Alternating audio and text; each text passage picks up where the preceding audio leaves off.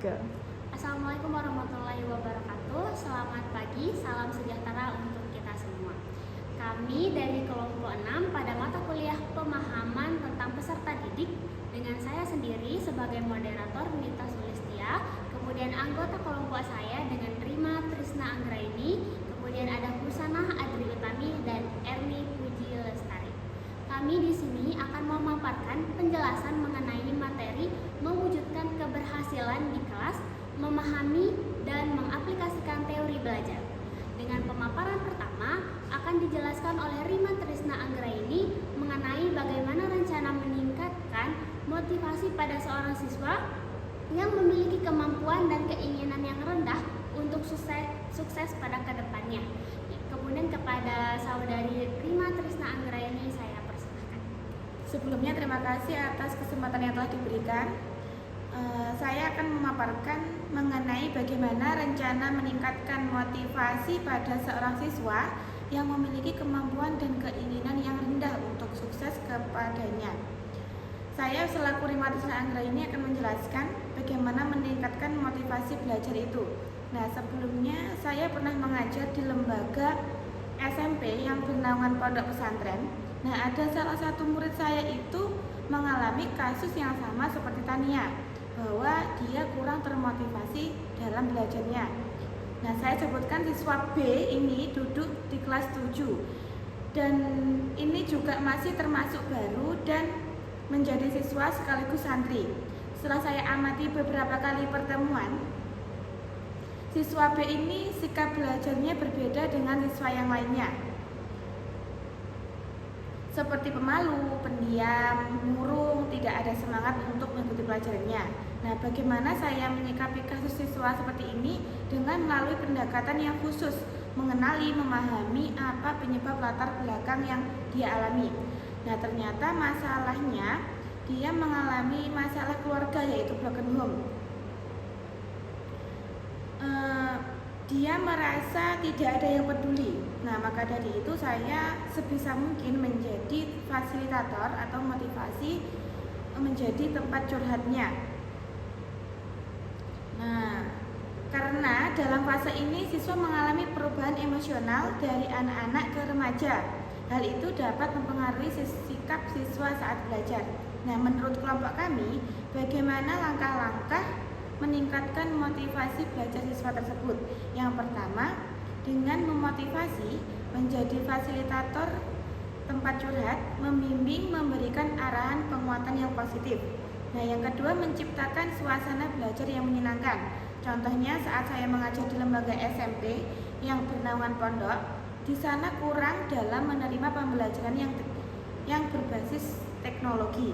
Jadi saya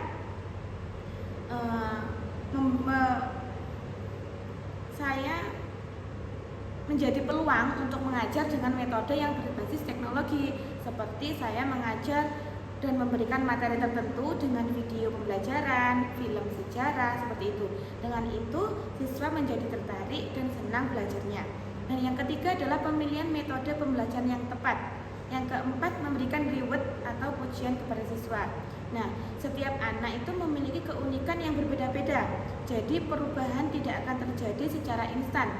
Dibutuhkan waktu, kesabaran, konsisten untuk membantu mereka dalam belajar yang baik serta mendapatkan kecapainya tujuan pembelajaran. Terima kasih. Pemaparan kedua akan dijelaskan oleh Husanah Adri Utami mengenai pemaparan teori behavioristik, sosial kognitif, dan teori konstruktivisme di dalam kelas. Kepadanya saya persilahkan.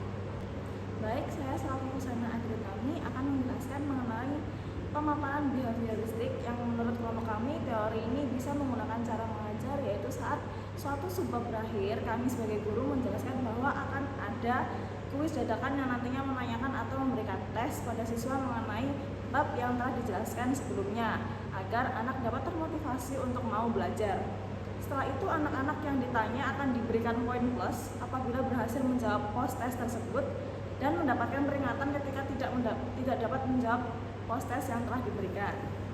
Lalu selanjutnya untuk penerapan teori sosial kognitif, menurut kelompok kami ialah dengan membuat beberapa kelompok di dalam kelas mereka untuk memilih adat yang ingin mereka jelaskan dan contohkan terkait dengan adat yang mereka gunakan dengan presentasi di dalam kelas. Yang terakhir yaitu teori konstruktivisme yang kami ambil contohnya yaitu saat guru mengaitkan pengalaman pribadi siswa dengan materi pembelajaran mengenai jual beli, menanyakan pengalaman mereka terkait tawar menawar, dan kurang lebih seperti itu. Terima kasih. Pemaparan terakhir akan dijelaskan oleh Erni Wahyu Puji Lestari mengenai model-model pembelajaran yang terbentuk berdasarkan prinsip konstruktivisme. Kepadanya saya persilahkan. Baik, saya Erni Wahyu Puji Lestari. Nah, di sini saya akan menjelaskan tentang model-model pembelajaran yang terbentuk dari prinsip konstruktivisme. Nah, sebelumnya kita sudah mengetahui bahwa prinsip konstruktivisme itu adalah prinsip yang berfokus untuk membangun pengetahuan serta pengalaman individu dari masing-masing siswa. Nah, untuk mendukung prinsip ini tadi, ada beberapa model-model pembelajaran yang bisa diterapkan oleh guru. Nah, beberapa model-model pembelajaran tadi itu contohnya adalah model pembelajaran kooperatif, kemudian ada model pembelajaran inquiry, kemudian ada model pembelajaran problem based learning dan project based learning. Nah, untuk yang pertama, untuk model pembelajaran kooperatif sendiri itu adalah sebuah model pembelajaran yang menekankan pada keterlibatan siswa dalam diskusi kelompok-kelompok kecil. Untuk langkah-langkahnya pembelajaran kooperatif sendiri itu ada beberapa langkah. Yang pertama, guru akan membagi kelas tersebut ke dalam kelompok-kelompok kecil yang terdiri dari 4-5 siswa.